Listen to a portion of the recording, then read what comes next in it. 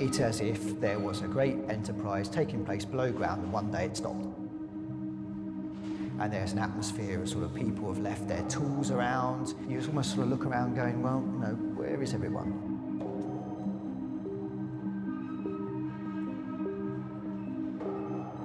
It has a feeling of being haunted because you turn corners and now there's no one there.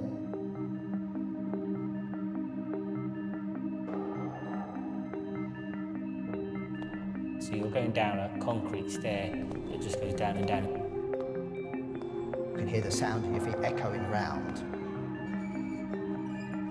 And your first impression is it looks a bit like a tube platform. It sort of makes you feel like it's either a disused area or you've come to somebody's laboratory. The railway runs from Whitechapel to Paddington. The principal function of the railway was to move letters, post, packets and parcels around.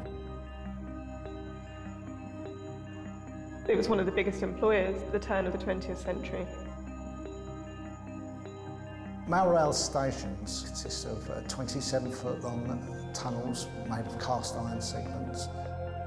It's 6.5 miles across, about 22 miles of track, probably averages around 70 feet below the surface, operating 22 hours a day. When you come down to it, there is a very real need to preserve our archive collection because it is the comprehensive 400-year history of what was a fundamental government institution.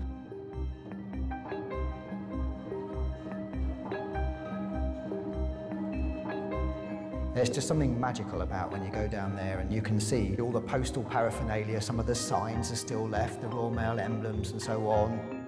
The dartboard that the posties used to keep themselves amused in between train lines.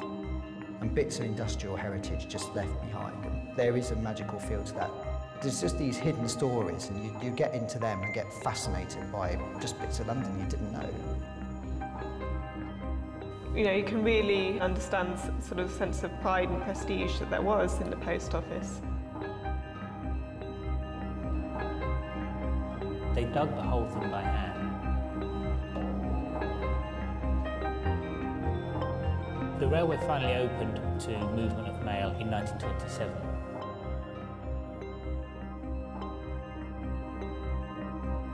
The job of the rail mail is effectively to preserve it. This is more than simply stamps. There's a story of people here, a story of engineering. It's a real piece of sort of central London social history, this railway.